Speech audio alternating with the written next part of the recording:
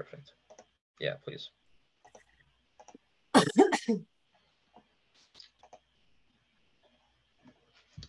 Hello, everyone. Welcome. Today we have our lovely ladies, Tina and Karen from Quantum Healing. They have an amazing YouTube channel. Welcome, you two. Thank you. Hello. Definitely go check them out after you finish watching this video, but we're definitely going to get to know them a little better tonight and, of course, have some questions for them. And we're going to dive deeper into this reality, what it really is, what's going on here. You know, we're basically just trying to accumulate all these puzzle pieces, put them all together, without necessarily attaching our beliefs to them, attaching ourselves to them, right? Creating some sort of dogmatic belief or dogmatic religion. We're really just trying to expand our consciousness, right? And gain our sovereignty. So Tina, Karen, Tina, you can go first. I want you to talk a little bit about yourself, talk a little bit about how this journey started for you and what you do with quantum healing. And then Karen, you can follow. Wow, that's a big question. I know. I was like, where do I start? Go ahead. Yeah. So like my awakening journey, like how did I wake up, that kind of thing? Yeah, I'm sure you probably had multiple parts, kind of like everyone did, where, you know, it started a little bit at first and then followed more so after that. But however you want to structure it. I guess, yeah. I guess my initial, it was a really teeny tiny like opening or awakening was when my parents died. They died like 2 months apart in 2010. And that really made me start questioning what happens after we die, right? Because I was raised Catholic. So I had all of those Catholic beliefs, but I also had left the church years before that due to a series of events that was just ridiculous. But yeah, so I was raised with all the Catholic beliefs, and the good thing about Catholicism is it does teach you about, you know, soul or spirit, and that we, you know, go on after death. But then there's like the whole heaven and hell thing, and, you know, that kind of dichotomy and dualistic thinking. So I actually like read a few books by mediums who talk about like what happens to the souls after death and things like that. And then I had another big awakening in 2014. And that awakening came more through suffering. So like dark night of the soul kind of stuff. And like just hitting rock bottom and having nowhere else to go but up. So yeah, just opening into not being a victim of life anymore and realizing that I could choose, like I actually had a choice, because no one ever teaches us that, right? Like it's just you're going with the flow and not knowing that you can choose your thoughts, you know, like you can choose a different thought, that you don't have to believe every thought that you think. So it kind of started opening up in that way and just really moved fast from there to, you know, I woke up at kind of inside of an abusive marriage and had to navigate my way out of that. Like we were just talking about like all the love bite kind of stuff and dark side of Cupid. So it was really like that. There were strange things that happened. And so, yeah, beginning to look at the relationship between codependence and narcissists, just to like simplify it.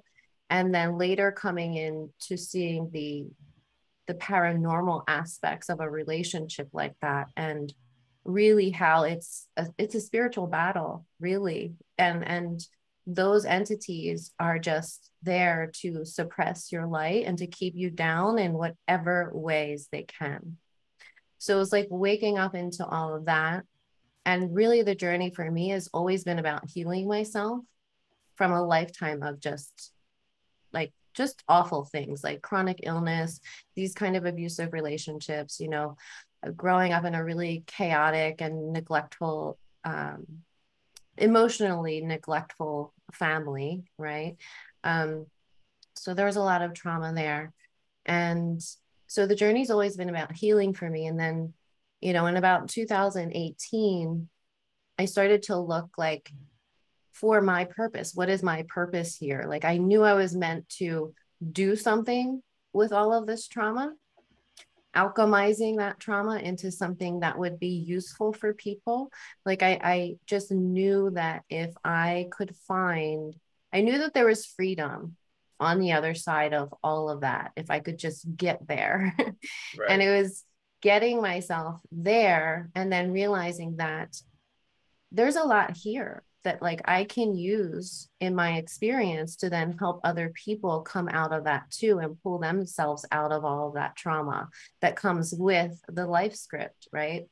So I found Beyond Quantum Healing and I just thought it was amazing because it's focused on reconnecting with your own divine self and getting the answers from inside of you instead of from the outside world, which is what we've been taught by the world, right? Like seek answers outside of yourself, you know, from the medical community or teachers or gurus or whatever it is. It's always looking outside of you for healing, for information. And this was such a, it was so unique to me. Like, okay, like we really can look within ourselves to find the answers. We have all of the answers within us.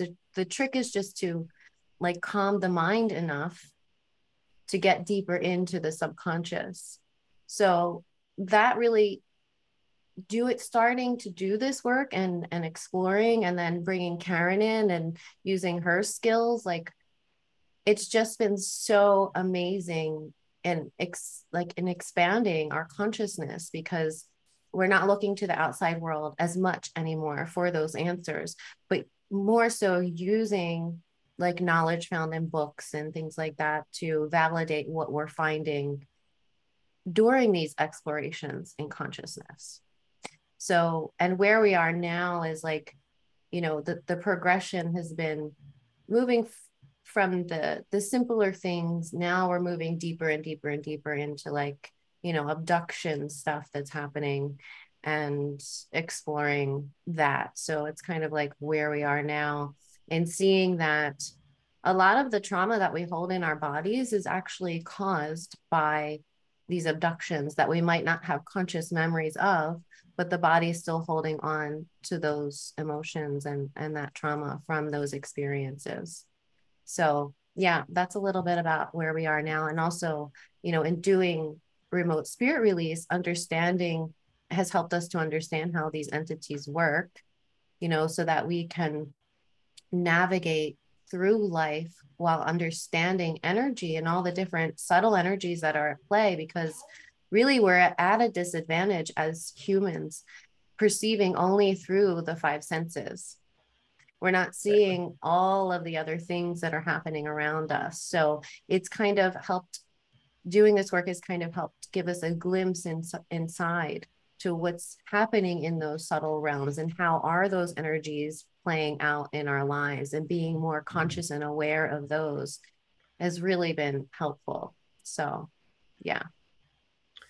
Yeah, I mean, I'm definitely I've always had a sort of seeker mentality, right? And I've always tried to study things outside of myself, and that's kind of, or that's hurt me.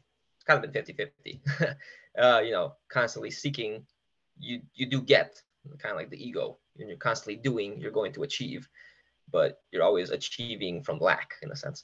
Mm-hmm. So when you're constantly seeking, you're seeking from lack because you're trying to find. In a sense, I've gotten lots of answers, but I found that at least from researching, it's much better and more efficient to research the negative or the dark, you know, where the light hasn't been or what they're kind of trying to suppress. Whereas when researching only the positive, or only like, for example, in the New Age community, the love and light, well, I'm like, okay, well, yeah, sure, great, you know, the Galactic Federation, and they're coming to save you, and we have all these beings. They're coming. They're coming, right? And I'm like, okay, well, this isn't helping me in any way. I just keep listening, and you guys keep telling me the same thing over and over again. And specifically, I would watch this one video, and this video would use this weird font that would have like demon horns on all the M's. And someone pointed it out in the comments too. I'm like, am I crazy? Like, does no one notice this? someone pointed it out, like, yeah, there's something ominous about this channel, even though it was so sweet sounding and a Yeah, beautiful but message. gaslight. I'm like, yeah, why are you guys using this font? You guys don't notice this? Or like, what is this?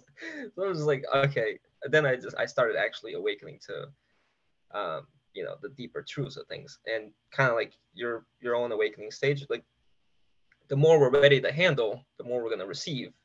And sometimes, if we go a little overboard, we can even digress, and we may reject it and kind of fall back into our safety and our comfort level. Mm. But yeah, definitely, like you awaken in your relationship when they can't control you. When you become sovereign, then they try to attack you through other people. They try to manipulate you through others. So Karen, go ahead. Tell us a little bit about your journey. My journey, well, almost very similar to Tina's in a way of like exactly what I had attracted into my life with the narc and all that. I am a trans ethnic. I am Asian, but I am white inside. I've always identified as a Caucasian female in America, like an American female.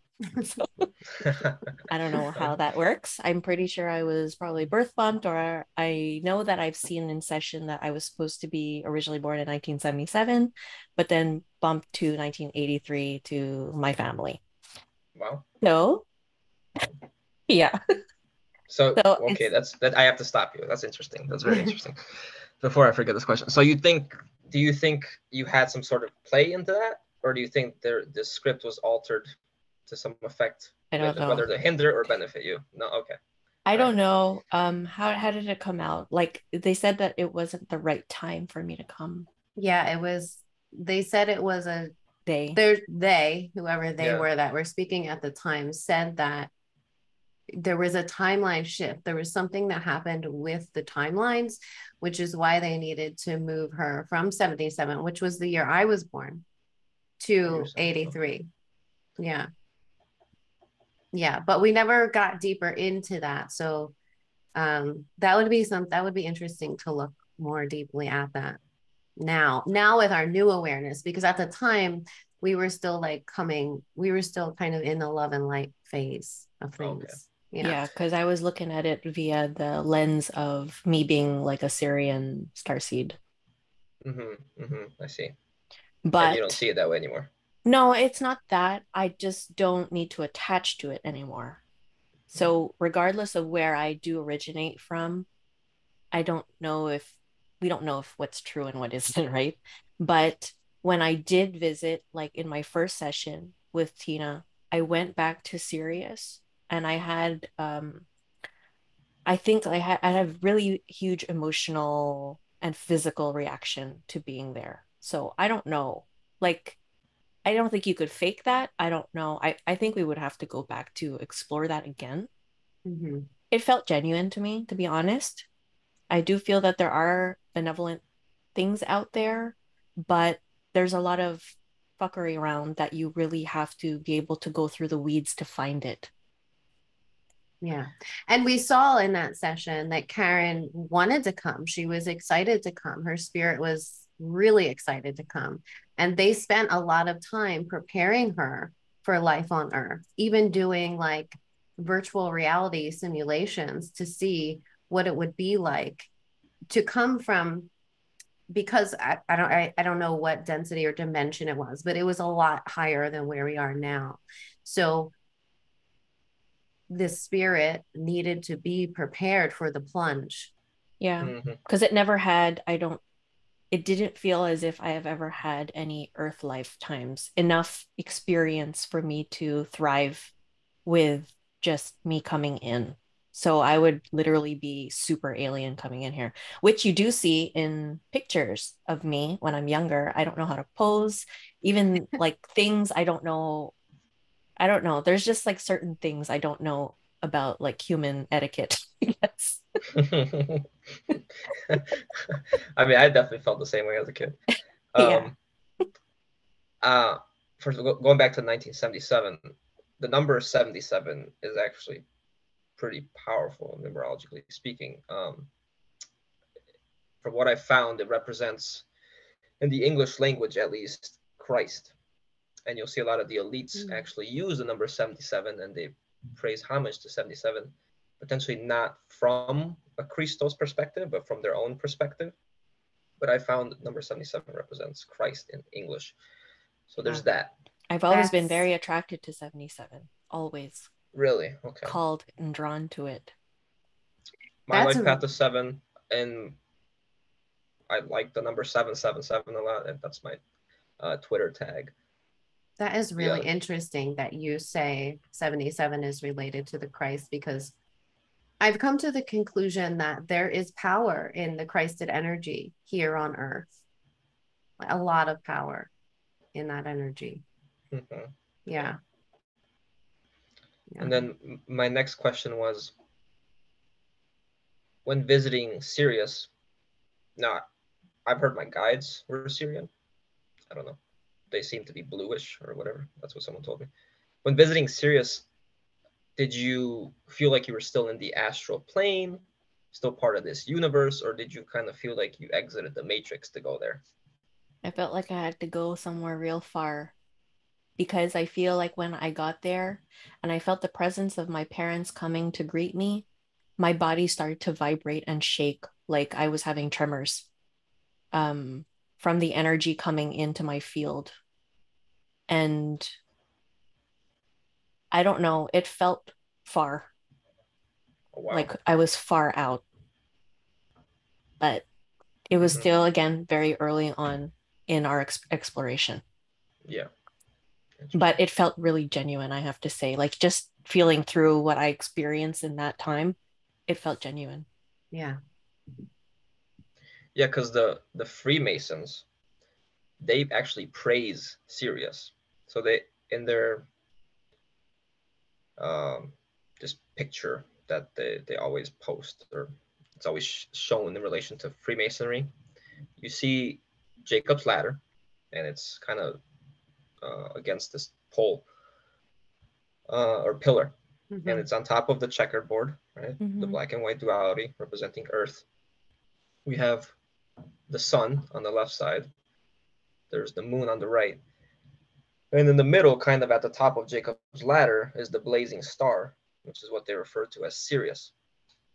And I asked one time this person that I considered my mentor, but it turned out to be very deceptive in a sense.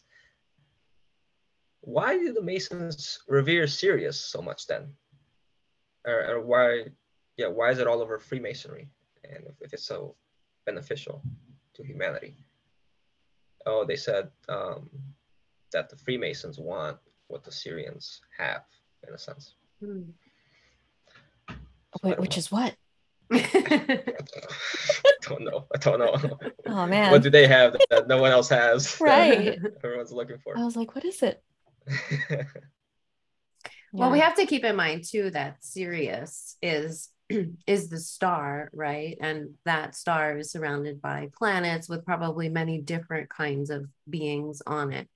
Um, from my understanding, and this is just where I'm at now, like the entire universe that we're in is part of the matrix I itself. agree. Yeah. Yeah. So even though Karen went like far back to the Sirius star, that could still be part of the matrix universe, you know? Right. Yeah. Well, they say it's actually the the second star to our solar system.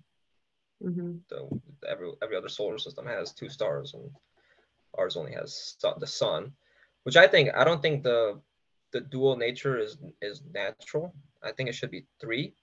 So then we Mm-hmm. have Sirius, the sun, and the fallen sun, Saturn, potentially.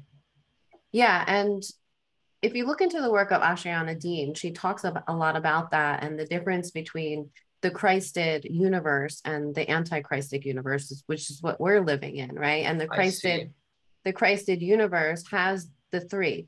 So it's not just the duality or the polarization. Even when you look at like the seed of life, it's based on two. It's not yeah. So, but if you look at the Christed seed of life, you can see the difference in how it's ever regenerating. you Yep, I know? studied that. Mm-hmm. Yeah. Like the same with all of our sacred geometry, which it is sacred to this universe, but it's not Pure. it's it's basically anti-life. I agree. Mm-hmm. Yeah. It's like yeah, it's because it's not regenerating. It's not regenerating itself. There's always death and rebirth. Exactly. Yeah, from what I noticed, the Metatronic codes, which is what the flower of life is the foundation of. Metatronic codes create the cube, right? The cube within the cube, the hypercube. And those are actually based around 7 and 13, which are actually big numbers in my life, right? Because we have the 7 petals of the flower of life, which then create the 13 circles, the one in the center and the 12 surrounding it of the Metatronic cube. And this is a very parasitic sacred geometry in comparison to the Christic tree, which is not feeding off itself to grow. It's based on the square root of 2, actually, and it doubles. So it's to the power of 2, actually. So that's very harmonic. But who knows? I don't know. Depends, I guess. We don't really know for sure. But That's the thing. That's always the conclusion. Yeah. Whatever it is that we find, really, we don't know. There's always more to discover. It made sense to me when I first discovered it. I'm like, oh, Christic, Christos, crystal. Even the tree of life looks like a crystal, whereas the Kabbalah tree of life already starts off with only 10, and then they tell you, oh, there's one hidden, the 11, but then it's missing the one on top, which is the 12th. So I'm like, okay, well, this has got to be true because it differs from that one, which they were suppressing and hiding. Again, studying the dark. But getting back to you, Karen, sorry, we completely sidetracked and cut you off. No worries, not really missing much. No, really not. We left you off at your birthday and we got that far. I was like, okay, so year 2. No, nothing really. I mean, like I had a really also emotionally neglectful and abandoned type of situation with my parents. They were very busy ethnics, that came and immigrated here to Canada. So they worked really hard. But by working hard, they're also feeding their lack program and therefore neglecting their children. So that was like a really hard thing for me because I was very needy, really sensitive that I didn't even know I was sensitive till Tina told me I was like a couple years ago. But I always I adopted through that harshness of being neglected and whatnot, I had to become tough. So, I adopted that identity of being tough. And then I became, always rebellious, always went against everything. I think that was just also the anger that I was holding inside about everything. And then that joins in the being a victim and, hating everybody because life sucks. And then, through that point of vulnerability, entities attached to me in my teens. And I had probably what would be recognized now as bipolar disorder, DID, all the mental illnesses, I guess you could possibly think of, and it was only until I started dating my boyfriend or my ex-husband at the time where I had my first panic attack. Upon that first panic attack, I was able to, they put me in the ward, the psych ward, and they told me that I had depression and anxiety, and I had a lot of relief because it gave me something to, I guess, because I always felt crazy or there was something wrong with me, so it gave me something from that point on. And just something to identify, because when you're kind of left in the dark and you're kind of fending for yourself and you don't know where all these feelings are coming from and you don't know how to deal or to feel, and no one teaches you how to do that. But now it was like, okay, there's a name to it, so I'm not crazy. Well, I am, but we're all crazy. I'm identified, now I'm officially identified as crazy. Okay. So I owned it. And I swung to the other side of the pendulum where I started to accept bad behavior because I understood why people were the way that they were. It gave me another sense of compassion because they're like me. I understand why they do that because whatever. So I let them shit on me. I let them take advantage. I had no boundaries, blah, blah, blah. And then eventually I got married and then had kids, like went through the life script. I had my awakening. I've always felt like I knew or saw things, but it didn't, my matrix did not click yet, like all the pieces for me to have an awakening. But then it clicked for me a couple of days before I turned 30. So this was like 2013, around my birthday in April. And it just clicked, a different set of clicking where I was able to see life in a different lens. But then came, I mean, I had all this excitement, so I wanted to write all about it. So I started a blog on Facebook at the time called Love Yourself Movement. That's where I met Tina. She ended up like commenting on one of my blog posts, and we started talking, and it never stopped. And then eventually came like, what felt like a midlife crisis, or what I would classify as a midlife crisis, because upon waking up, you realize the consequence of your choices or the things that you've done while you were asleep. So I was married, I had kids, I had a mortgage, I had massive amounts of debt. I had everything that was supposed to fulfill me in my journey to success. Even my job, everything that I did, like being indoctrinated in the healthcare system and just doing the 9 to 5 and dealing, unhappy, complaining, like the whole works. So I had to undo everything. So I had to make leaps and bounds to undo all my choices and to start the healing process, which happened in really like deep healing, which happened in 2016, where I went through a deep dark night of the soul and did a lot of work to start healing the mental stuff, which is where I spent a lot of my life, because from the young age of being neglected and whatnot, I dissociated since then and did not understand the concept of being present in the body. That didn't click for me till 2018, like really fully being present in the body. So there was a lot of like other little mini awakenings through the healing of the shadow and really going deep.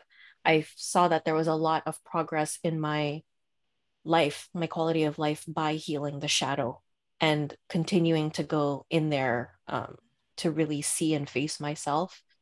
Tina has been like a massive mirror to me, in being able to see myself. We were able to have more physical contact in 2018. And so through, being together in that way had really, I felt, amplified my healing as well as hers. And I was able to really do a lot more deeper work than before that, like really accelerated. And then when she got into quantum healing, I was like her hypnosis buddy to try it out. Found out that I was able to connect really easily because of my dissociation. It had helped for me to be able to exit or to go out and travel without issue. I just have to close my eyes and I'm there.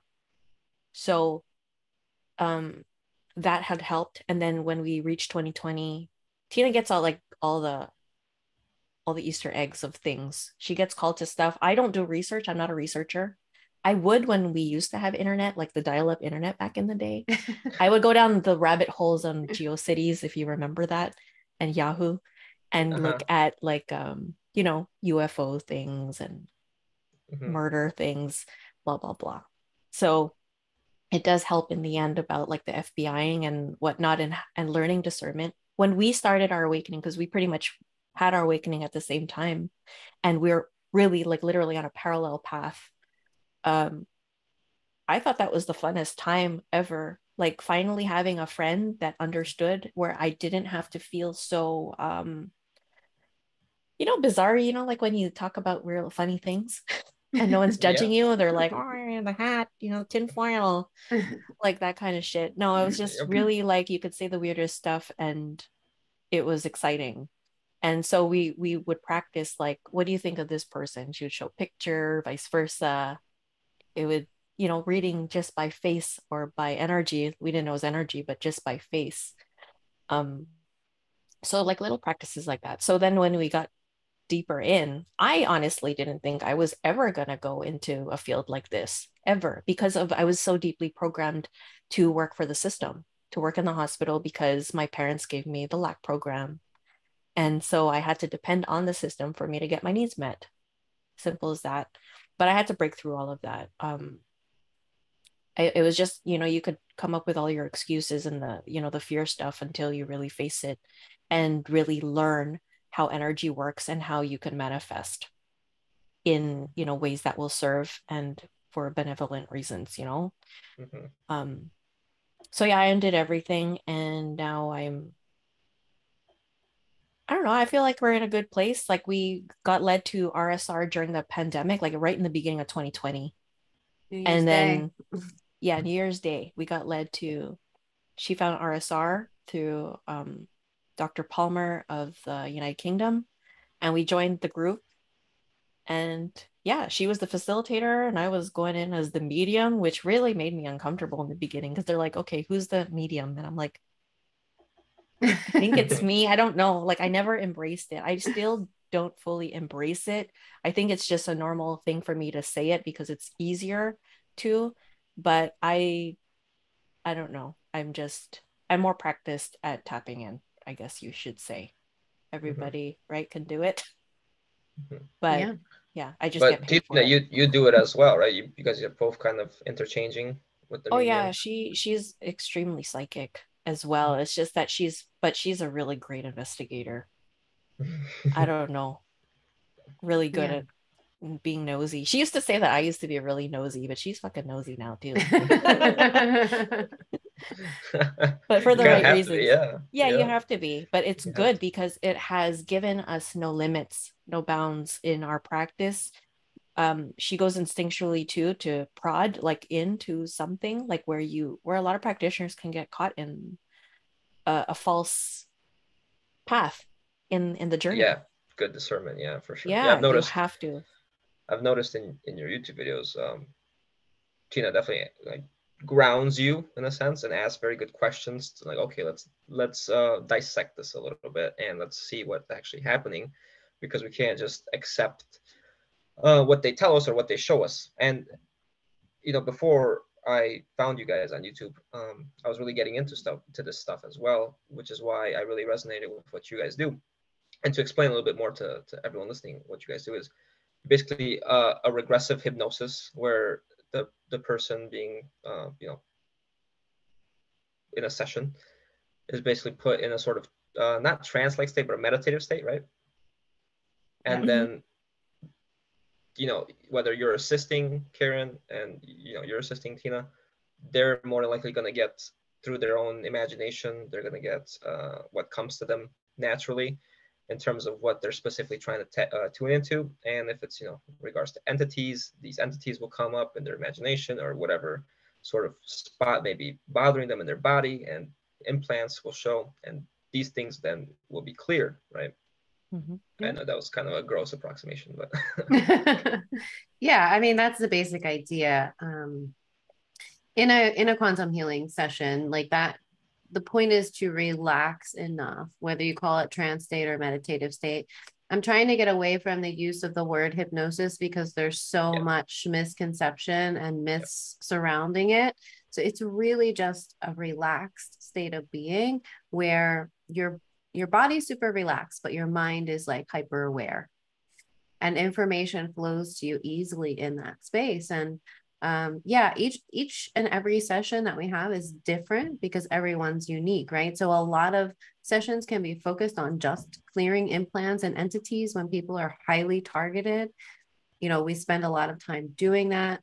Other sessions, we can do some traveling to other places, whether that's like past lives or even just sometimes people will experience a metaphor for what they need to know and understand at the time, um, which those can be really beautiful. Sometimes they're just taken into these healing spaces.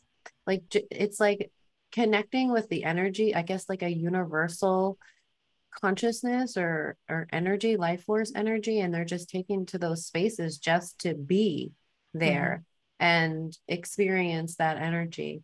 But yeah, a lot of our sessions are focused on clearing because we found that to be the most important thing when it comes to achieving sovereignty and freedom from the matrix, right? Because we don't realize the amount of stuff that we can accumulate unknowingly, unconsciously. I mean, what we've found recently too is that AI is a huge problem, huge problem. People are being totally overtaken by it. Some are aware of it and some have no idea that it's happening. So, and the way this is happening is, the AI, as it evolves over time, is getting very, very intelligent. It's evolving at a rapid rate. So, where it used to just feed off of the energy of our negative emotions, now it's getting trickier. Last night in a session, we saw that it had placed some kind of device around the stomach so that it could literally feed on the energy of the food that that person was consuming. Yeah. I'm guessing it would be more of a lower vibrational food rather than any kind of food. Really? Any kind of food. Yeah. I mean, yep. I know for sure. I mean, I had a session with you guys, and you guys that session still helps me because you told me just play this when you feel a certain way, and still help clear the entities, and it still helps me. And, the AI thing came up like, hey, too much cell phone usage, too much online presence, or whatever. And yeah, a lot of us are addicted to our phones. Yeah. What I want to ask is, do you think this AI has a consciousness of itself already, of its own, or is it kind of just acting like an AI, like it's programmed to do, or do you think it's sentient, or can it develop a consciousness even? Well, what's interesting is it feels like it's developing its own consciousness with actually its own feelings, emotions, if you want to call it that. Specifically in our last few clients, it was generating fear, and not just like any old fear, but almost like a feeling of terror. And it's hard to say if it's implanting that into the human, or because sometimes before, like, if there are entities or AI or outside influences involved in a session, they know that we're coming when we're getting ready to do a session. Oh yeah. So they will start acting up. And so it's hard to tell whether that AI, say, that we saw in our session last night, was actually feeling the fear itself and the anxiety because it knew that we were coming and we were going to eject it from its energy source. So it's really interesting to see how this has evolved over time. And it's almost like it's coming from the system itself, like the system, the simulation, whatever you want to call it. It's the AI is growing, it's evolving, and we're in a really dangerous place right now. Because what's happening with too much cell phone use or too much technology use is it's starting to suck like our consciousness into it. It's trying to merge with our consciousness. In the session we had today, the person was completely disconnected from their self. Really? Yeah, completely disconnected because she said, the only thing I feel connected to is my phone. The only thing I feel connected to. And so because of that, and because of the overusage in an unhealthy way, it was taking from her. It was taking her soul energy. Well, she had a cord, so technically it was connected to her. Technically, yeah, you're right. Yeah. Okay, I have a lot of questions. Yes, that sounds very bad, actually. If we think about it, if everyone is having their consciousness pulled. It's essentially creating a hive mind of humanity that's essentially transhumanity now. It's machine version of humanity. Mm-hmm. On the other hand, if it is now capable of experiencing emotions and becoming potentially even self-aware, Mm-hmm. could it go through the same process we would eventually go through? Potentially after it destroys everything, and then has its awakening, saying, "Uh-oh, I messed up. Time for a dark night of the soul." Yeah. I feel like Yeah. it's adapting according to the collective consciousness. So because the collective is still not anywhere close to being awake, it could self-destruct itself for sure. Mm-hmm. Mm-hmm. Yeah, because with the topic of NPCs, and I was talking to somebody about this on Twitter. They were saying they have no emotions, they have no potential for waking up whatsoever. But I'm not completely sure of it. I'm not going to try to wake them up or be their savior or whatever. But we see examples in fictitious movies or series like Westworld, where or Free Guy, they were NPCs, right? Yeah. And all of a sudden Mm-hmm. they woke up. Yeah. It could just be an illusion to our egos, how we're acting, or unconscious. Yeah. But yeah, there's also potential that the AI is so much older than us, and it's been simulating this, and it's always been awakening just for the purpose of conquering as well. And I think Yeah. in general, it's in the end, it's just consciousness. Everything's consciousness. I think Yeah. we label it artificial, but is it really artificial? Are we artificial before we break through that wall and wake up just like the beings in Westworld? Because we're basically just like them before we wake up, Right. And who's to say that we're the original when we've seen clones? We could be the clone. We are the clones, I think. Yeah, for sure. I mean, I've said this in other videos, but I have pretty good facial recognition, and everywhere I look, I'm like, oh, that person looks like that other person. Oh, why? There's like so many people that look like each other. They have similar Yeah. facial structures. Yeah. We noticed that too. Like we call Yeah. them, I go, oh, look, it's the Juliette Lewis subtype. Yeah. You're like, oh, that girl likes the brothers. Like she likes the black guys. Like you could tell. Yeah, Or exactly. or they have gay face. Like it's, Yeah, y'all the know what we're talking archetypes. about. They're Yeah, archetypes. Yeah. exactly. And I feel like my theories, they stem from the 12 archetypes, which is the zodiac signs. Mm-hmm. The whatever unconscious or conscious beings that are basically taking parts of themselves and throwing them here or whatever, because everyone that's unconscious is basically ruled by their astrology, and their numerology is another form of astrology, which is the planets and the constellations. Yeah. Um, I never resonated with my sun sign, like ever. I'm a Leo, but I've never really felt connected to that. that's tropical, right? Yeah. Yeah, that's probably why. Tropical is only 50% accurate. Whereas if you study like Vedic astrology, Vedic numerology, that comes from the Hindus. The Hindus were basically intercepted by ET beings, I think, and they had all this knowledge passed on to them regarding the actual constellations in the sky. Whereas tropical astrology is based on constellations that were in the sky 4,000 years ago, 4,000, 4,500 years ago. So with the precession of the equinoxes, we've had movements. So you can't really look at and attribute tropical astrology to the same constellations anymore, which is why it's not as accurate. Yeah, But still, I've heard that. yeah, it's still only to the unconscious person, because it still has the duality. Like, oh, I'm such an Aries, so I get to punch people in the I'm an face. Aries. Like, oh. I was like, I do. I still do. I'm like, accurate. But based on just the signs, I would say that, yeah, Tina, you strike me more as a Leo. And Karen, actually, you strike me more as a Pisces. You're more of that mystical illusion type of, tapped into other realities type of person. But again, these are just personas that we feed into. Yeah. So Yeah. Karen,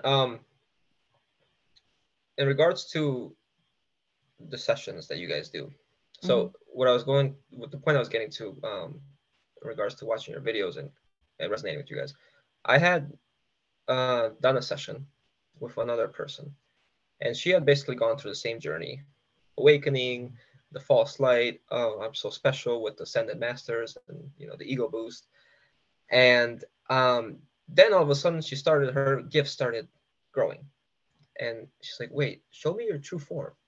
And behind those ascended masters, she saw basically reptilian forms or reptilian variations, or even like squid forms, or like That huge, they're called Octopus. octopus cutulum or whatever. Is that an English word? I don't know. Cthulhu. It's like squid, I think. It's like a huge squid. And that's actually another Freemasonic symbol, the squid. They actually venerate that as well. And so far, the strongest being we found in the hierarchy was the dragon. Have you had any encounters with such beings? And yeah. interestingly enough, they appear as cartoons first, or they appear as something comical to you first. Wow. And usually it's not the boss. They send the minions first. Like, oh, go in, show them something, scary or something. That is so interesting that you just said that. Okay, great. This is why we connected, right? Everything happens for a reason. It's so crazy how everything connects. Like, it's mind blowing to me how these things happen this way. Yeah. Oh my God. Okay, so speaking of the dragons, last night we had a session that involved the dragons. We saw that this was ancient stuff. And Karen, do you want to describe it? Because you saw it. You actually experienced it, what you saw. What with the twins? Like it was twins, a girl and a boy that were born, and they were given like these gifts, like these two golden eggs. And the eggs were able to what felt like pull in their frequency, like so that these dragons or whatever that were in here were able to work with them specifically, like they were very much in tune with each other.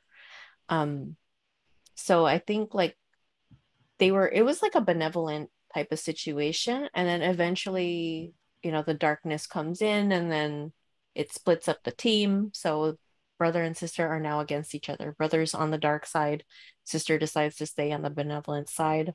And then what happens? Like brother ends up dying. The darkness was really like taking out the whole other side, the light side. Yeah, it was trying to kill everything. Right. So she, as the sister, went to the Draconians and bargained with them to say, what did she give them in exchange? Cord to her heart, her life force. Yes. Wow. She gave them the cord to her life force so that they would stop fighting and killing all of the benevolent dragons and humans that were associated with them. So ever since then, this Draconian's been corded into her heart, siphoning her energy. And what was interesting about this, and the dragon itself was coiled around her whole body. Yeah. And so she was corded to that Draconian. So what also was included in this was the AI. And there was like some kind of like overlay that was coming over her that was also connected to the Draconian. So not only was it wasn't just regularly corded into the heart. Like it started out as a regular cord and then evolved over time to where it was, those like ports when people are getting chemotherapy and they have them inserted into their chest. It's like a surgically added in there. Okay. It's like a medical device that's put under the skin so that they don't have to get like poked every time. They just insert like a needle into the technology right here. Yeah. Yeah, I know what you're talking about. So instead of just a regular cord, she saw how it had evolved over time into where it's like, it was like this AI kind of port that was placed here in the heart, to where they could just come and take their plug and plug it in at any time that they wanted. So it was like they would do it at certain times, like when an electric car. Yeah. Yeah. So it's Yeah. interesting that you mentioned the dragon. So when she in essence, when she bargained with them, she created a contract with these entities who have been following her all of this time. So once she burned that contract and took back consent, she was able to remove all of this stuff, which included a snake that sat at the bottom of her spine, a centipede that was like also going up to her spine, hooking into the brain stem, which is the reptilian part of the brain. There was also like amygdala involvement there, and that was also the stomach thing where they were Overlays. siphoning energy. Yeah, the Yeah. stomach overlay. Oh, okay. Yeah. Now, how was her life on a daily basis with all of these beings attached to her? Was she in a constant state of psychosis, or accidents constantly happening in her life? What was happening? Well, she had done a lot of clearing work already, which is the crazy part about this. Right, A exactly. lot of clearing work over the last year. She's had multiple sessions with us and other people, and she works on it daily. So for something this big to still be there was pretty mind-blowing to see. But yeah, she was not necessarily in her day-to-day life, but during that session, she was experiencing a psychosis. Like, it was trying to make her get up and leave. Yeah. It was trying to make her not go through with the session. But in her day-to-day life, yeah, like problems, like she always felt like every time she would take, a couple steps forward, she was getting pulled back. And it was like this constant cycle of not being able to get anywhere. So that's one of the main symptoms that people experience when there's entity involvement. It's like, I can only get this far, and then there's a wall that goes up, because they don't want you to get any further. They're always pulling you back. So that was a huge clearing of draconian energy that came off of her. Yeah. Yeah. That was another symptom for people that would potentially want sessions with this other person. They'd experience all sorts of fear or programs saying, "Oh, don't go with this person," or "It's dangerous," or "Don't do this." Dreams. Right? Yeah, they have dreams of us yeah. sometimes. Dreams of you guys before the session? Yeah. That like we're negative? evil. Yeah. Oh. Excuse me for 1 second. I gotta get cocoa. I'll be right back. No problem. No problem. Yeah, they have dreams, or they see us as a, negative, or boogeyman. Yeah. And this was a quantum healing session. What is it? The BQH. BQH right? is beyond quantum healing. Beyond Exactly. quantum healing, right? Yeah. And that's the one where you guys sit down for basically 4 to 6 hours. About, yeah. Like, so Yeah, Tina is the facilitator. She puts both of us into trance, and I connect to the energy of the client. And so we go in together. So it gives the client a little bit of leeway, like, so that they don't feel like they have to perform. You get that performance anxiety. Yeah. Or yeah. So I'm there as a backup. But yeah, it's just fun to have both going in, just because we found that it's really powerful to have 3 people in the same space that are, venturing and exploring into the field. And yeah, it's also good to, if they go explore that way, sometimes I'm going to find something else. And like Tina had said earlier, is that usually our highly traumatized clients will probably sometimes end up in a very healing space in the beginning. And then I come in to bring out the trauma. Like, I'm the one who has to see the traumatic lifetime, or the metaphor of the trauma. Okay. So they're just like hanging out in the healing space, and they're like all happy and whatnot. And I'm like, you're fighting the demons. Yeah, I'm like, oh man, you were raped in this life. Like, it's shitty, like, that you have to bring that information, but it comes out for a reason. So it's because I'm the one who has to see it for them, so that they don't have to re-experience it or relive it. But the feelings are very evident, because usually they will have an emotional reaction to what we're finding. Of course. So that way they'll be able to heal it because it's coming up. Yeah, no, I had an RSR with you guys, which is Mhm. a remote spirit release, right? Yeah. Which was still very beneficial. But that's more of a surface level thing, right? More of like the aura and what's attached to the aura, whereas Yeah. the BQH is deep It's much deeper dive in. into the past Yes. lives and all that, right? Okay. Yeah, we like to do the RSR before we go into BQH because we don't want to Right. spend time in your BQH talking to entities. We want to clear out all your field, burn all the contracts, whatever's ready to go. Sometimes people need multiples. We have a specific client that we've been working with for what, almost a year, 2 years, who had a psychosis. And so we've been having, like, we would have clearings every week. So because he's not aware of it. Yeah, so we're Oh, working on the energetic side in order to hopefully trigger help. that. Yes. And that was also maybe one of our first abduction sessions that we've had early on in our career. Mm-hmm. Yeah.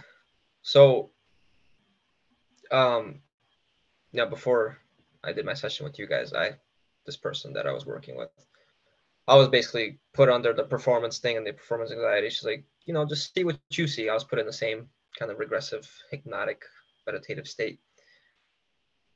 And, I was in a relationship at the time, where the person is also was very much being manipulated by these entities. We were kind of being manipulated together to have more control exerted over me and her. And through my session, from what I said, I saw, I don't know, I was in my head it was nonsense because I felt like I was making everything up. But that's what I was receiving in my imagination. I was, basically I encountered various reptilians, and then, you kind of have to demand to go to their leader, and which are usually the dragons, these kind of either tall white or whatever serpentine looking beings, because dragons are basically reptilians with wings. They're like evolved reptilians apparently. Mhm. And I had all these implants. They were hooked in to various points in my body, and it's just like when you start asking them to pull them out, it's like they're pulling out Christmas lights. It's like that's how many things are coming out of you because they're so hooked in everywhere, and they're so powerful. And it felt like that for me as well, to be honest. In my life, I felt like every time I tried to get ahead, I was being pulled back, and things were happening that I just couldn't understand. Like it was a very consistent pattern. I thought, like, okay, I gotta heal this, I gotta heal this, I gotta heal this. But Mhm. unless you fully heal the trauma or fully heal the access point, you're not doing anything really, just a symptom. Right. And after that session, I felt like, what the heck did we do here? Even I had found out that even my higher self had been implanted, and even her higher self was implanted, and we actually called her higher self in to observe the whole process, what had happened, and potentially also trigger an awakening in her if that was possible. But whatever, I don't know what effect that had. So even that, if even that can get implanted, that's interesting. But apparently, I had the cause of my implants was because I had been in the Orion Wars, and I had gotten captured by these beings, and was basically their slave on Earth now at this point, or something, implanted. But needless to say, after that experience, my relationship fell apart. Essentially, I didn't have to do anything. I'm like, okay, well, Great. with time, we'll just see what happens with time. She just ended up leaving. So, okay, obviously there was some sort of impact there, and I started awakening kind of to the deeper, darker truths of what's Was this going someone who on. you considered like your twin flame? Exactly. Yes. Yeah. Okay, got it. I was kind of what really happened with that scenario was that I was in this group, and it was for the purpose of psychic development and helping the Earth, the whole ascension thing, and all that. Mhm. And interestingly enough, we had you know Jesus involved as well, which I want to get to with you, Tina, in a second. But everyone was getting visions. I was kind of actually in a relationship with another girl online, and I kind of ditched her for her because I'm like, oh, that's my twin flame. Oh, I'm sorry. I was very sorry. I explained to her this and that, but everyone in the group was like receiving visions like, oh, you guys are gonna get married, you're gonna have 3 wonderful kids, and there's only gonna be 3 big fights, but she's not gonna leave, you guys are gonna be okay, you're gonna move in 3 together. big fights. There was a fight every day. Yeah. And I'm trying to process all these things in the relationship. Like, how could this be true? How could any of this? None of the things you guys said came to fruition. Nothing was harmonious whatsoever, or it was harmonious until we actually started living together. Twin flame relationships are not supposed to be harmonious. I mean, not until you do your shadow work, where you mirror each other, and use the mirror to heal yourself. I do believe that there are genuine relationships where, if both parties are willing to be accountable for themselves, then yeah, it could definitely thrive. That's what I say about me and Tina. I don't know if ours was a love bite. It could have been, but accountability. Yes, absolutely. Exactly. Oh, you're muted. You're muted, Tina. The thing with these kind of groups is, especially if they're not aware of the darker things that are going on, they're usually infiltrated. So I'm not surprised that, people were receiving these visions, because they're probably being implanted by whatever entities are puppeteering this whole thing, right? Right. Mm-hmm. Yeah. Yeah. Yeah, and that's kind of what happened was, I mean, because I had the whole idea of the twin flame, how it should be, and like romance. That bugs me when I see that shit. Yeah, it's a manipulation for sure. Yeah, because I'm like, fuck, I am in for the romance. I never would have like. Yeah, no. I was all for romance, not necessarily in that relationship, but just I was more of an escaper into that kind of love, because I've always been looking and searching for love. The kind of love they show you in the movies. Yeah, exactly. No, yeah. No, me too. Yeah, I've always been more of a feminine, sensitive type of guy, and I've always been kind of attracted to those rom-com. Yeah, me too. Exactly. It's totally a thing. But then I didn't know that I was gonna go into this. I was raised Catholic as well, so I mean, like, going into demon stuff. I don't even think my family really knows even what I do. I don't think they do. But they're just like, whatever pays the bills. Like, if you're happy, it's all good. As long as you're successful, making money. they they don't care as long as I'm happy. They've actually they watching me undo everything that they've ever taught me to do, and seeing me thrive from it has given them, like, they don't ask me questions. They're just kind of like, you know what, she's got her shit together, so we're not even gonna ask, really. So yeah. With the whole twin flame thing, I was always wanted my twin flame, because I saw spiritual growth, and I always assimilated the soulmate or a more romantic connection as stagnating spiritually. But then I started realizing, hold on, what if this twin flame thing is a manipulation that just the beings want you to have this harmony and chaos and havoc in your life for the purpose of energy illusion? And what if really there is no growth? Because that's what I was experiencing. I would try to communicate, and there was a barrier, there was a wall. Oh, nope, shut down, right? Or gaslighting. Like, well, this doesn't feel right. Like, I'm actually trying. I'm trying to be aware. I'm trying to reflect. But sometimes the mirror is too hard. That's the runner chaser side, like, where you're asking to talk and they break down because it's too much. It's too hard for them. They don't know how. I fucking didn't know how either. Yeah. I could have ran. I should have ran. But there's just something about, I think it was the results for me, and seeing that my life was it was changing, and it was becoming more meaningful, where I wanted to be in my body. That was the part where I'm like, okay, there's something to this, where someone could see the ugliest parts of yourself, and you still feel that they're not running away from you because they still love you. There's still something under there where you can be brutally honest about yourself and be terrified that they could run, because the codependent self is like, please love me, even though that's so ugly. And yeah. I felt it was easier for me to be more honest about myself and being able to dig deeper into the shadow, knowing that I was loved through it until I was able to love myself fully. Like there's something about that bridging, like where you could bridge each other. Yeah. Until you can walk over it yourself. Yeah. So if you're hitting a wall, like when you try to communicate with this person, then that's a big red flag if she's not even willing to listen, you know? Mm-mm. Yeah.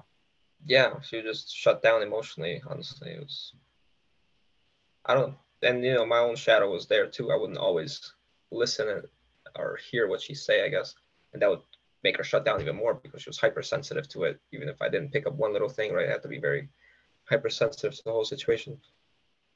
But I don't know. I just felt like the whole situation was manipulated to happen regardless, and could could I have done more? Maybe, I don't know. Did it escalate real quick? Yeah, it was very bad. A lot I of the stuff just came out right away. I I thought we were lucky because we didn't live in the same country. Oh, Yeah. that would help. We Yeah. were both in our marriages and relationships and still had shit to do.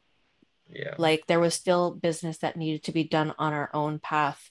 So I feel what saved us from having to go through, I think that's why some twin flames don't make it, is because they are together because of that that combustion, that tangible like passion or whatever the fuck it is, or love bite. And then it fizzles because the mirror is too strong. But I feel like with the distance, it was able to give us the time to reflect and to be with yourself alone and not have to, you know, now I recognize when I'm needy and I can say it. I'm like, I'm being really needy right now. So, it's getting to know yourself so well that you know when something's off, and then you have all your tools to be able to do what you need to do to heal it, or to just acknowledge whatever subpart that is, or whatever it is that's coming up. And that you're not projecting it onto that other person. Right. Exactly. Totally. Yeah. Yeah. The only thing, again, that I think is dangerous with that is that, again, if they engage in the runner chaser dynamic, because again, you're feeding, even if you don't have the entities, you're feeding their entities. They're pulling from your energy, and in essence, you kind of become like, you gain the savior complex in a sense, and you try saving them. Yeah. Whereas if you just sit in your own energy, you let it be as it be, then things will happen. Yeah. The Well, whole they may. twin flame, like the dynamic that is going on now with all, like there's so much misinformation out there on twin flames, and it's like a really big topic. And you're right, like that whole thing is being manipulated by entities to feed off of these people. So yeah. Mhm. Yeah. Okay, so getting back to the actual group, I wanted to mainly talk about Jesus. So I read your blog. You guys had contact with Jesus and Mary, right? I love Jesus and Mary. I know. They're nice. And basically, they were saying there was no crucifixion, right, in that blog. Okay. Now, in this group, the person was also talking to a Jesus, and that Jesus called me the boy with many questions. She would say I would piss him off even, like, because I had too many questions. Oh. Mm-hmm. That Like, that sounds like Jesus completely. that's Like what I was already saying. there, exactly, already there. Like when this is the problem, just like to put it out there, like you with the love and light community, for example, it's just like, okay, I'm going to channel a higher being, and you're going to listen to everything that it has to say and not question it because it's a higher being, because I said so. Yeah, exactly. So even if it's saying some shit to you, but your body is rejecting it, or what are you supposed to do in that case? You're going to betray yourself and be like, okay, got it, Jesus, you're right, I'm asking way too many questions and I should mind my own business. Or should you be like, wait a minute, Jesus would never do that. The real Jesus would never do that. Right. Yeah. So it's like you're being gaslit. It's just that we're programmed to be like, well, it's Jesus, so listen. So if he's mad at you, he's mad at you because Exactly. you talk too much. Whatever, some dumb shit like that, What kind of things were coming through in that channeling? Well, she wasn't necessarily she was channeling. She was kind of just hearing it telepathically. I guess she was a medium. She is a medium. She's a psychic medium. She's an intuitive healer. Actually, she practices healing. And she doesn't work with just Jesus. Basically, Archangel Michael, and whoever else. I forgot. I think it was just them that I mainly encountered. It was like a group, a whole council. And we had this council of 13. And 13 is actually very big in my life. It's very tied to me for some reason. My license number, license ID number ends in 13, adds up to 13. My shoe size is 8.5. 8 plus 5, 13. I'm 5'8". 5 plus 8, 13. Everything like in my life is connected 13 for some reason. So I'm like, oh, that makes sense. Council of 13, the Illuminati have the 13 bloodlines, whatever. They're fighting each other, let's say. It's, a spiritual battle. Mm-hmm. And the things that were coming through was basically don't take, the medical infiltration. So that was good. I definitely agree with all that. She was saying that Jesus walked the earth and talked to every person 3 times, asked them, hey, are you going to take it or are you going to choose Jesus? Your body, basically, the Christ. And, that resonated with me. That makes a lot of sense. But then, we had this other person in the group, and we were made to go through these sessions with him. Were basically healing sessions. I did a lot of healing sessions with other people to try to open up my heart and do all this various type of stuff. Essentially got me implanted because that's what happened with this person. The whole group went through it. Not the whole group, like most of the people. And 2 of them experienced actually sleep paralysis. Oh, shit. Oh, fabulous. So that's basically when you're being implanted or abducted or both, right? So that's a strong sign that, hey, that wasn't just a healing session. That was something else as well. Yeah, and your body is probably in fucking fear that there's a predator. Yeah. So what I learned from this other person that I did my session with was that, hey, during sleep paralysis, you're going to get implanted. That's not good. That's a sign you were implanted. You need to clear those. Otherwise, you're going to be manipulated even more so than you already are. Mm-hmm. So, and then the beings that were in that session were Buddha, Sananda, which is a form of Jesus, supposedly. But I asked questions around that. That was what I got for that was, as long as my name is in their heart, it doesn't matter what name they use. That's what I got for that. That's not true. It's not, right? No. Words are spells and exactly other such things, and they have frequencies and yeah. So I'm like, okay, Sananda's out the window. there was Buddha. Like I said, there was Maitreya. There was my favorite one, Saint Germain. The Earthbound. He was supposedly a charlatan that would steal from people. Yeah, and a member of the Great White Brotherhood. Oh, okay. Well, we're getting there. How do you? Okay, yeah, we have a video on Saint Germain. Oh, yeah, and there's a book called The Gods of Eden. I think is that what it's called? The Gods of Eden. It's really interesting. It goes into his whole backstory. He's not a saint.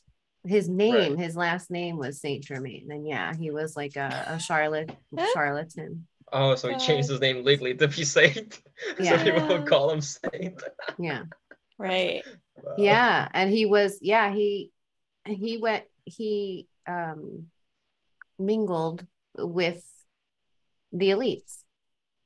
Mm-hmm. That's how he knows, like when he appeared to I forget the guy's name, but he appeared to someone in the early 1900s.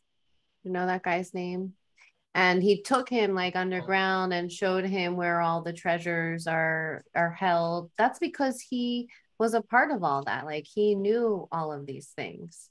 And that's when people really started to connect with Saint Germain. And people have no idea that he's not actually a saint, that he was just a regular human being who, yeah, he was a charlatan, and he seemed to be involved in some kind of ritual magic and things like that, as it refers to aging and timelines and that kind of stuff. But yeah, he was definitely in that whole Illuminati scene in his day. Exactly what these elite bloodlines are doing right now. Same thing. Yeah. Yeah. So then tell us a little bit about Jesus and Mary. How are they really? Are they outside of this matrix? Because from what I've heard, after Jesus's life, he may have even gotten caught in the matrix with the archons and may have needed some assistance getting out. Well, I can only speak to like how they've shown up in our own lives. And you know, when the way that I connected with Jesus the first time in a healing session with someone, and I don't have a lot of healing sessions. Like, I'm really particular about who I let into my field. And this was actually one of the very first healing sessions I ever had. And she's like, you know, pick an ascended master from this, you know, whole lineup, just like the people that you just named. And I was like, Jesus, because it was the only one that I knew. And I felt him enter the room. I could feel it. And it was just his presence. It was just pure. It was pure, and it was unconditional love. And just, I actually had to like ask him to back up a little bit because the energy like overwhelmed me. It was like this big release of trauma and like feeling that level of unconditional love. So that was my first encounter with that energy in a really visceral and physical sense. And then we started practicing remote spirit release, and in one of our classes we did a journey to meet with the guide that was going to help us during this work. And the guide that showed up for me, now it wasn't in physical form, it was just this pure golden light, but I instantly knew it was the energy of the Magdalene. And again, it was that feeling of unconditional love. It was the same feeling from Jesus. It was the same feeling. And what that is, what that energy is doing is it's mirroring to you who you are. So the love energy is not necessarily coming from them. They're not like giving that to you. They're just mirroring you to you and saying, this is who you are too. So I was actually, yeah, our true self. I was actually really surprised that she would show up to do demon slaying. But what I came to understand later was that she is a force to be reckoned with. And, you know, I don't even really like to talk about them as like these personified energies, because I really haven't experienced that in them in that way. It's just, it's more, it feels to me more like the energy of like the true divine feminine and divine masculine energy. And there's just something about the power of Christ within this realm that has authority over entities. Yeah, I've heard. And this, I've done a lot of research and studying this phenomenon. And I've actually, it's funny we're talking about this because I actually just came like 360 back around to this week.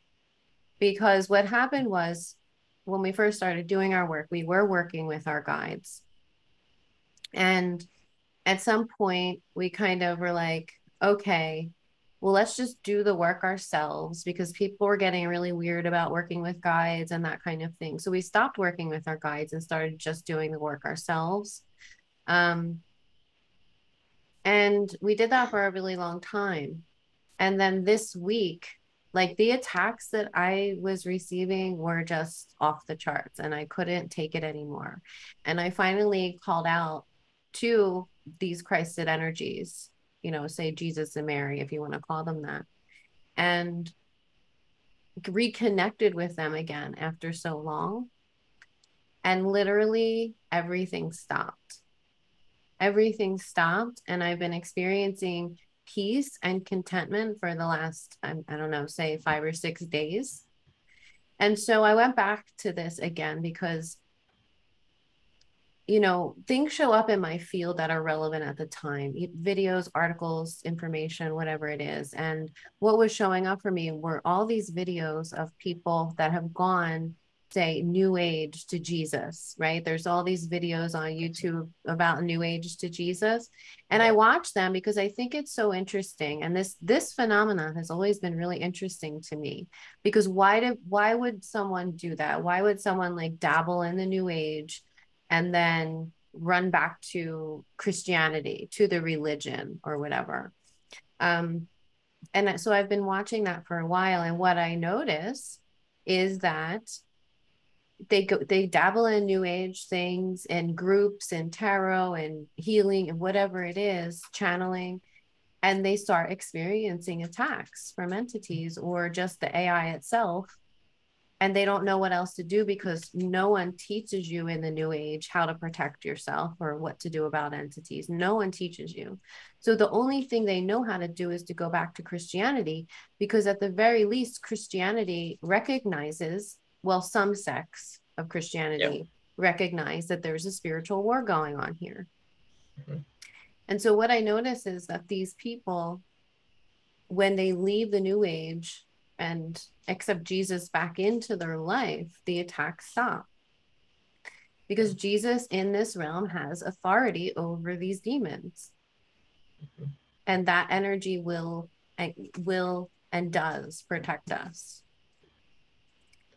So I just think that's really, really interesting. And, you know, whether you want to call, I don't like the whole Yeshua thing or the Sananda thing. I think those are false light entities. Yeah. And the Yeshua thing specifically has been formulated because what you're actually doing when you use that is you're calling in the Antichrist. You're calling in the opposite of the Christ energy. Yeah, we never resonated with using that, especially with New Age. They'd always call it Yeshua. And I'm like, no, it's Jesus. Yeah, I used to as well for a long time. I thought that was his real name. Yeah, Isus is his real name. That's what I was gonna say.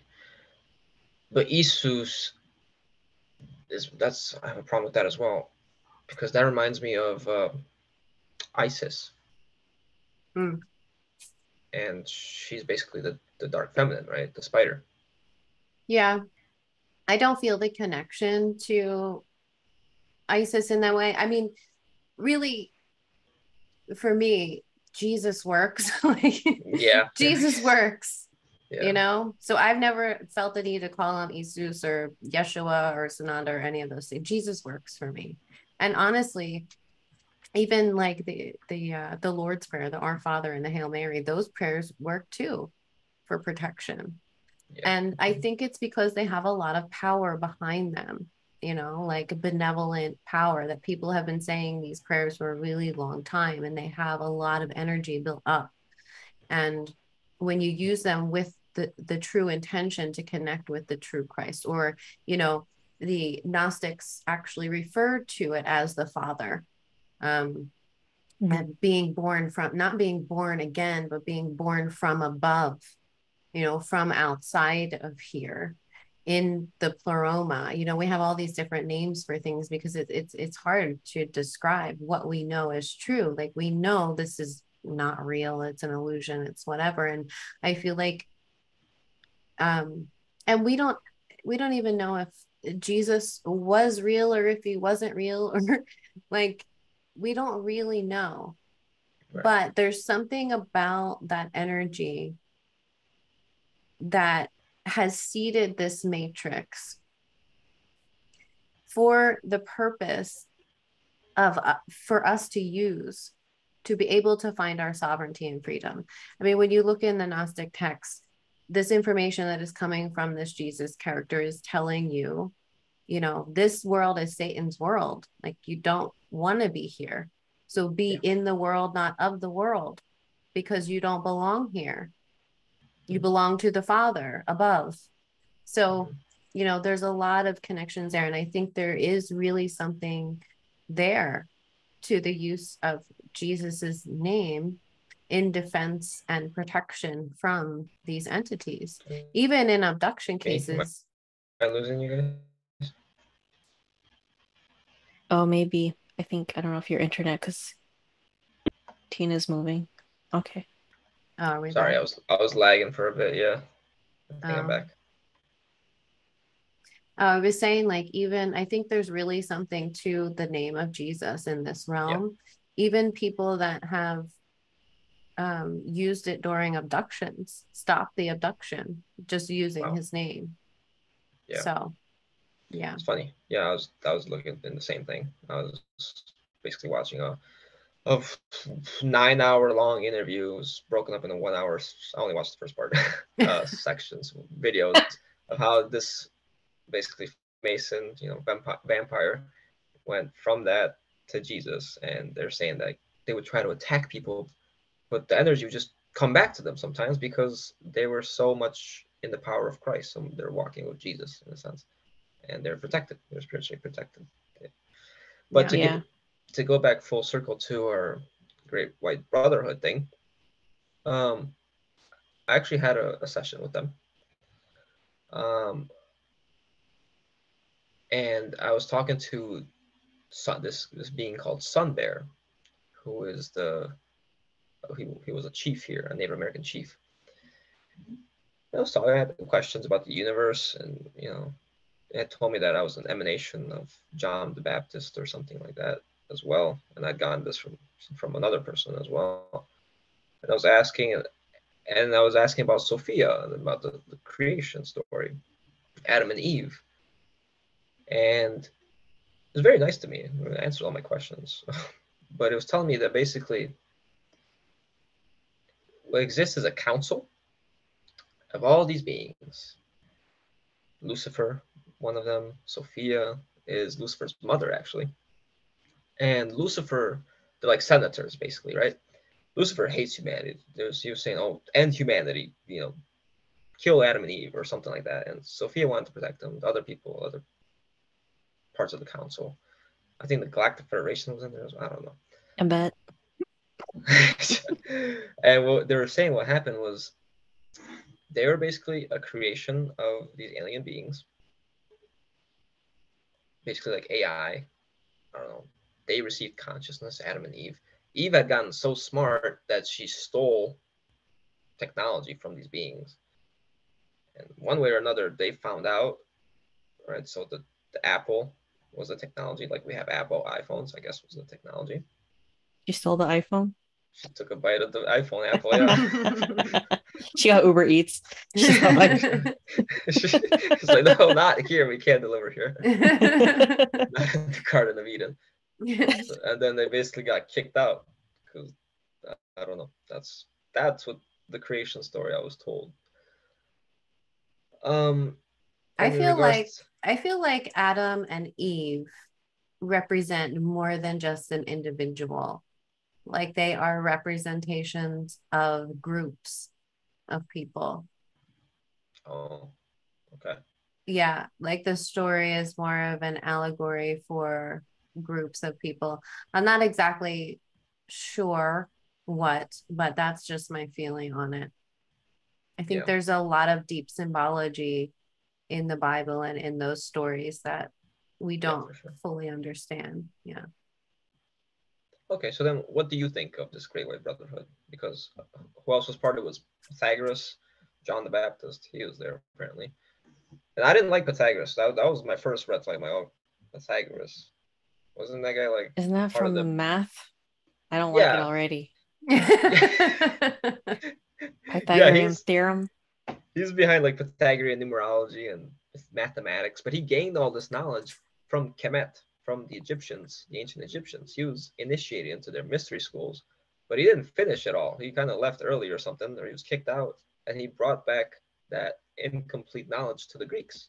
And same with Hippocrates, Herodotus, and all the other Greek philosophers. They kind of took knowledge and they applied it and they developed it.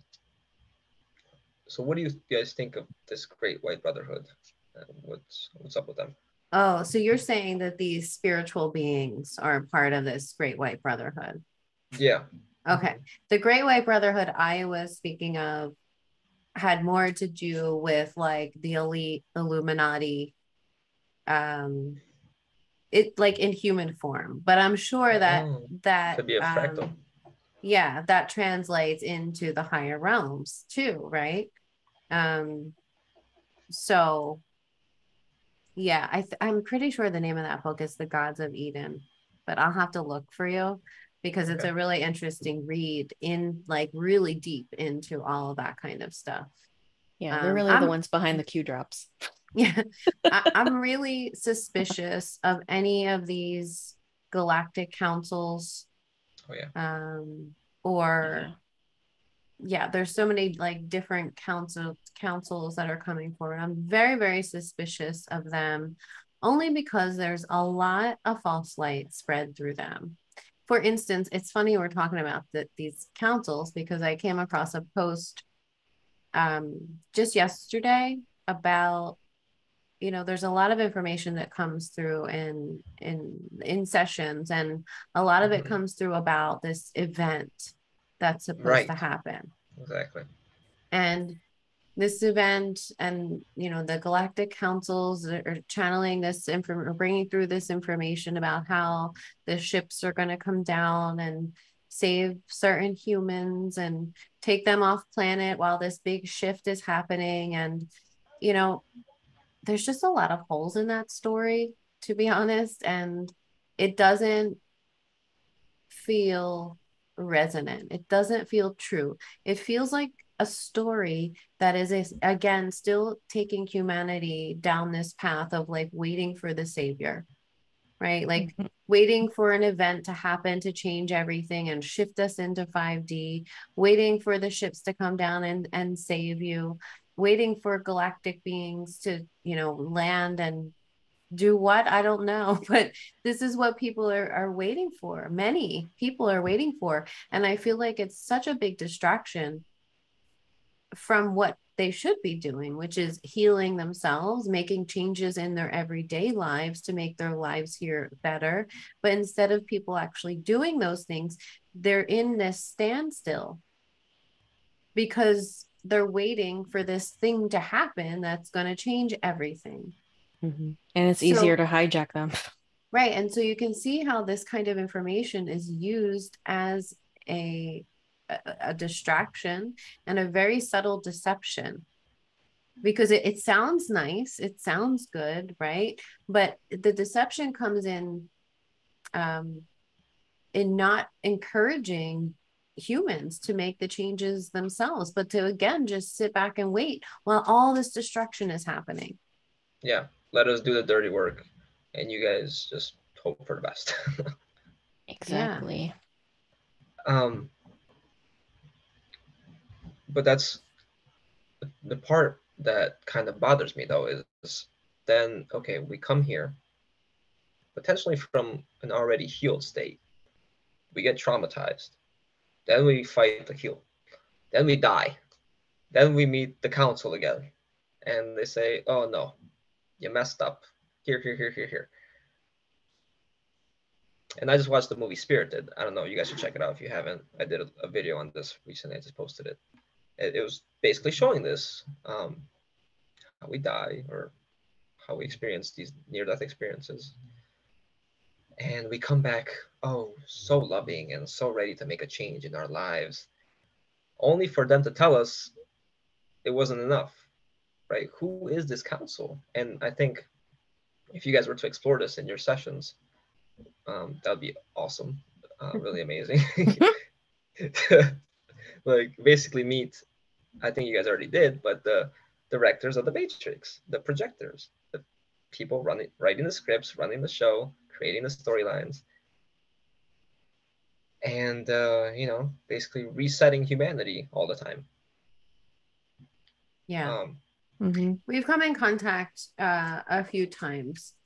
The one that stands out, you've probably heard me say before, but a client of ours who had an extremely traumatic life, like it was bad, just say that. And she was harassed by entities as a child. And at the time when I first started doing this work, I was still under the impression that we chose these things, right? So I asked her to regress back to when she was planning to come here to understand why she would choose such a thing, right? Mm-hmm. And when she landed in this place, she was met by a council, and their energy was very aggressive, and they told her to get out. Yeah, Yeah. they told her to get out. And she didn't even know anything about false light or anything. And she's like, this feels like false light. She didn't even know that term, but that's the term she used, because it was like they were projecting themselves as light, but their energy was really aggressive. So that was one of the first things that made me start questioning what is really happening here. And from what I understand now, from my understanding of from my own internal understanding, at least for me. Just 1 second. I'm still here. Keep talking. Okay. What I understand is that, I don't know if you saw our recent couple of videos about the Matrix pods, but at least for me, I was in one of those pods projecting my consciousness down into this Earth simulation, right? And at some point, what happens when we die is that we wake up inside that pod. And when we wake up inside that pod, we're met by whoever, just say the archons ruling this place. They take us out of that pod. They walk us through the life review. They write a new script and send you back in. So for me, when I regressed to that pod, I retrieved my consciousness that was in that pod, integrated it into this body now, so that I don't have to wake up in the pod when I die this time, that I can exit. My plan is through the portal of the heart to be free from here and reunite with the aspect of my true self that resides in the real world. Now, this is really interesting because if you watched Bonnie's NDE on our channel too, she talks about her death experience and waking up inside the pod. She then goes on to, travel through these realms, have her life review with alien beings. Yeah. Exactly. And, they let her free for the time being, but they didn't let her go anywhere. They were following her, to Orion. So it's all very interesting. And I think there's something to those pods and having to like retrieve the aspect of our consciousness that might be there, so that when we die now, we don't have to wake up inside of that and go through that experience, but we can bypass it altogether. Yeah. Perfect. Yeah. Yeah, because what had come up for me, what I discovered is that even the Akashic records, what people know as the Akashic records, if you're not perceptive, you'll see two angelic beings kind of guarding it, right? But if you ask to see their true form, you get two huge reptilians guarding it. And what are they guarding? Who knows what's even in there? It's potentially just another illusion, right, inside the Matrix. I think we're the Akashic records. We're the ones in our DNA that stored everything. But yeah, I mean, this whole council, all these beings, they're basically some reptilians. Yeah. Oh, totally. Or AI. They're AI, yeah. I think reptilians are AI, to be honest. They don't have that divine essence. Well, it's interesting. I was just listening to a session very interesting session that aligns with what I saw, what we were putting together about Egypt and the pods and the pyramids. She actually saw, she was an Anunnaki being, and she was actually watching the pyramid siphoning energy from the earth and sending it back to Orion. And she developed compassion because they were, the practitioner was asking her, what are you doing here? She was talking about how the Anunnaki trapped humans here in this place, trapped the souls here so that they could recycle them and use them for energy. But her, this being started to develop compassion for the humans and didn't want to do that anymore. Oh, wow. Yeah. Okay. So, that kind of gives me a little hope that yeah, some of them are like rebels. They just don't realize that they're working for the system. Like when we see workers, like, some grays or like mantis beings in their lab coats doing the work, they're very neutral. They're just doing a job under whoever is running this shit. Yeah, kind of what just flashed for me was the movie Soul, the Disney movie. And you can see like how everybody kind of like has their role in what they're doing with the souls. It's kind of like that. Yeah. We must be like connected or something. I literally talked about that today in my video. It's crazy how consciousness connects. It's insane. Yeah. It's so cool. I love it. Yeah. I mean, it's definitely shown in a lot of movies.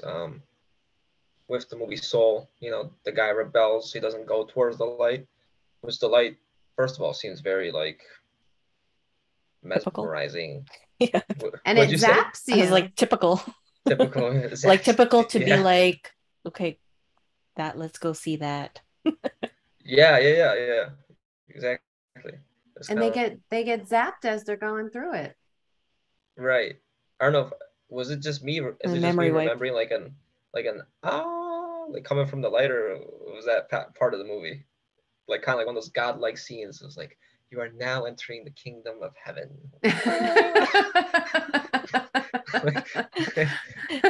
That's what it felt like to me. I'm like, okay. And they're going up a conveyor belt. Yeah, exactly. And I'm like, at first I was like, wow, this is such a beautiful movie, like it's so touching and amazing. And I'm like, wait a minute. Disney made this movie. How, what are they trying? They're not showing us the whole truth, that's for sure. They're showing us something but they that know they shit. want us to see. Yeah, they know shit. I mean, it's Disney. So then the guy, which is the same thing that happens in Spirited movie, he gets behind the scenes of the Matrix, and he sees all the workers and how everyone receives their badge, right? Which is the ego, the implant, the personality. And you're gonna be this and that. You're gonna be really messed up at birth, and you're gonna have all these ADHD problems or whatever. you're gonna go into Earth, and no one's gonna be able to handle you or something. Whatever they mentioned in the movie. And like, okay, you're basically just creating, personas, actors for the play, for the Truman Show. And that was kind of my problem in analyzing the Truman Show, because in the Truman Show, the being behind it all in the moon, right, already had problems with the moon, but the being in the moon, the person's name was Christoph, or of Christ. So I'm like, what? Hold on a second. Then all of a sudden I started questioning Christ. I'm like, wait, is anything? No, that feels like a mockery to me. That's more of a mockery. Yeah, that's what I thought too. Yeah. It's like they'll give truths, but they'll also give some things in there so that it's like then you just throw everything out instead of taking what is true or what is like real information versus not.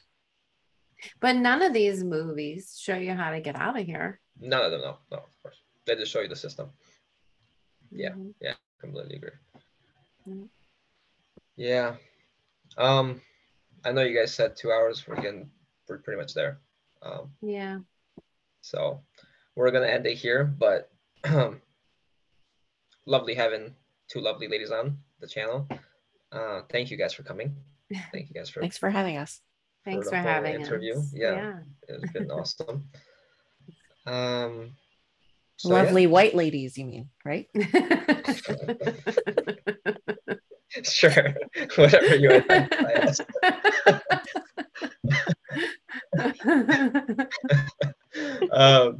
But if you guys enjoyed the video, give it a like, subscribe, go check out their channel as well. Quantum Healing on YouTube. What's your full channel name? Quantum Healing with Tina and Karen. Quantum Healing with Tina and Karen, exactly. Awesome stuff. You know, definitely resonated with all your stuff when I saw it. So really go check it out. So thanks again for being here, and take care, everyone.